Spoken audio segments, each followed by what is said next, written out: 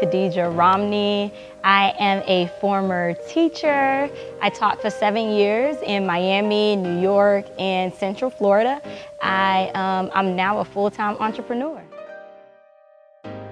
I grew up in Miami, Florida, South Miami, Florida, in the projects. I grew up in a very strict household. I had a Guyanese father, and my mom is American, so it was pretty strict. And I have 4 brothers and 2 sisters that lived in the house, so it was really crowded. So I was in a relationship with a guy from when I was 17 to 27 years old, and I was with him for 10 years. And I think in that moment, the toughest thing for me to do was to walk away so I can really pursue who I was destined to be, right? He was older. He had already set in his mind, the course of his life. And that was the year in 2010, actually, I had ended up getting saved. And God had started revealing himself to me. Like, my dad was Muslim. My mom went to church whenever, so I had this warped sense of who Christ was and what it meant to pray and, religion, period. I really didn't understand being intimate with God. But when I began to be intimate with the Father, he revealed to me that I needed to leave the guy that I was with for 10 years. And I loved this man, right? I loved him. I was with him for a very long time. He was, I really believe if I was to call him today and say I needed something, he was that, he was down, he would find a way to meet whatever need I had, And when God told me that I needed to leave him,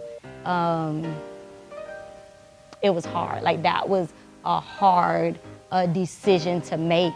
And then what even made it harder is that this guy chased me down and married me for 2 years, begging me to marry him pretty much. And I had to say no because of what God had already revealed to me. And I'm a baby Christian now, so I wanted that. I wanted a marriage. I wanted to not burn with passion, right? But yeah, that was one of the toughest times up until that point. Looking in retrospect, that was the toughest decision I had to make that helped shape me into the woman I am today. It started in April or May. My dad got sick. I ended up losing him. He died. And then all of this happened within a 6-month span. I ended up losing my job as a teacher. I ended up losing the place that we were staying. And I was sleeping in my car. Me and my brother, we would park next to each other, and we would sleep in our own cars. And when we could, we would get a hotel room or whatever. But that was definitely the most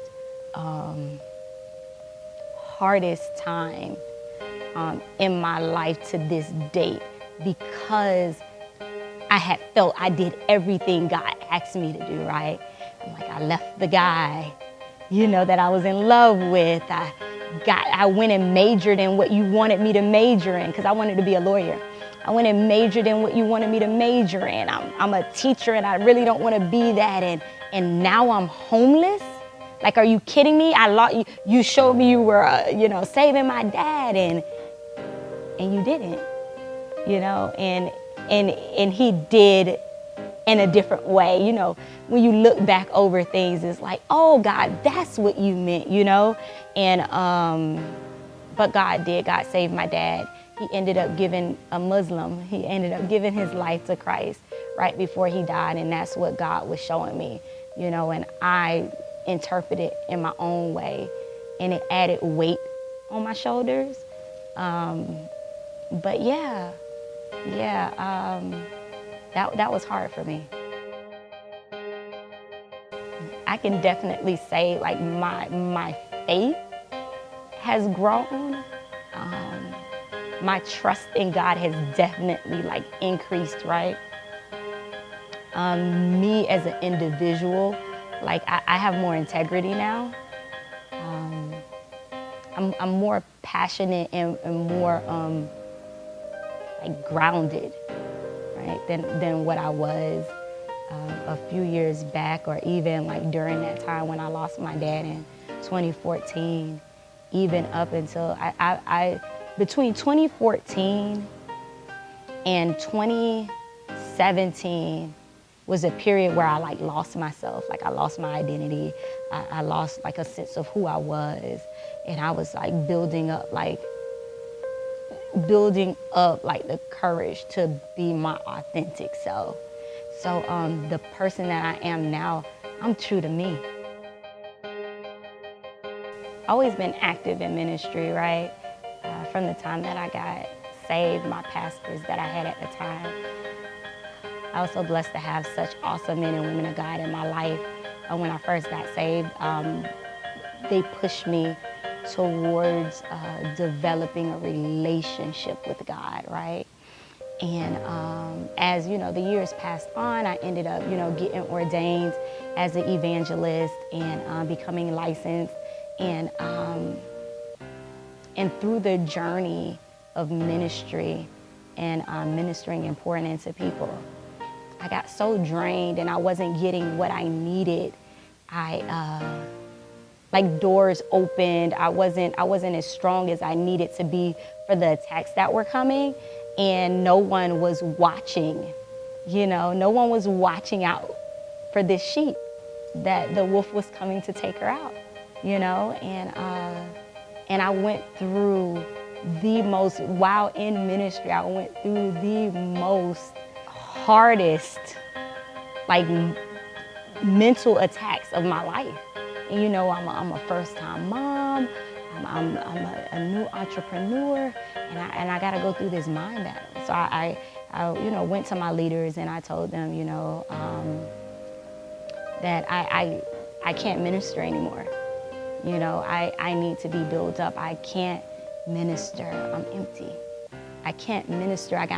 My mind is going to and fro. I'm having thoughts I shouldn't have. I'm being subject to these thoughts. I don't want them, and I pull them down and they come back. And how can I minister in this state, right?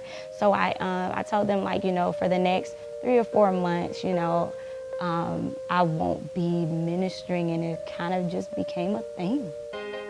And I tell you, I've grown with my relationship with God so much since, and it's so amazing when you depend on the Father for everything, for every word, for all the insight. And yeah, it's still times where I'm like, God, I need you. I need some guidance. I need you to show me. But to know that it's coming from the Father and it's no one else's will being imposed on me is awesome.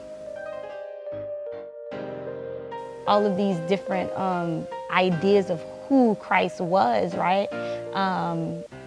From my parents, and I had to get to know him for myself. So I would say pray and say, God, show me yourself. Show yourself to me. Reveal yourself to me. Let me have an encounter with you. And when you have that encounter with God, he's going to impress upon you. It's like a imprint, right? I'm thinking about Finding Dory. So in Finding Dory, the little bird, the seal is telling Nemo she has to imprint she has to imprint herself. And then once she imprints herself, the bird, she'll be able to listen to you and hear you and make, command, you will be able to command her.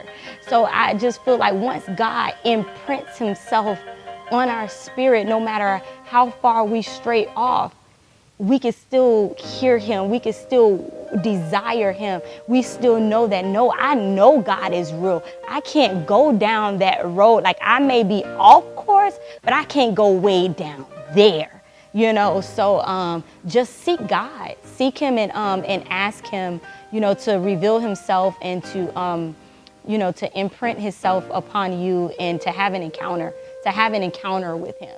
That's what I would tell a young girl.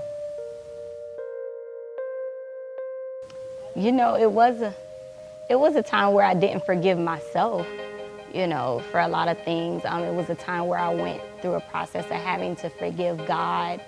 But I think I've forgiven everybody that has wronged me, that has hurt me, that has, you know, just mistreated me.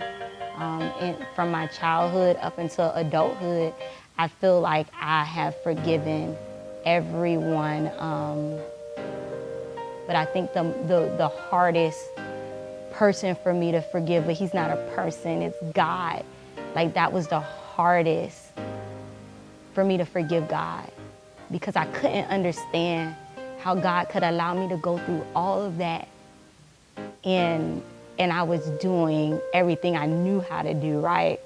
I didn't fully understand the gospel. You got to remember, I'm coming from a household or from a family where my dad was a Muslim, and, you know, my mom really we didn't grow up in church, you know? She went when she needed a breakthrough or something like that. But that was the hardest for me to do, was forgive God and then trust him again. And I'm finally walking into trusting God with my life. And it was the hardest thing to do. And sometimes it still gets a little hard.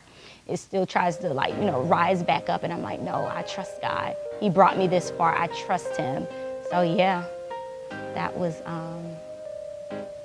a hard one for me. So today, the better me is like, I think of that scripture that says I'm like a tree planted by the river of living water, right? Bearing much fruit. I feel like I am more stable, and I'm more sturdier in my walk with God, that I don't get mad at him for every little thing that goes wrong in my life. And the better me now is free of toxic relationships. The better me now is more compassionate. The better me now is more driven, and is determined, is full of faith. The better me now is definitely more humble.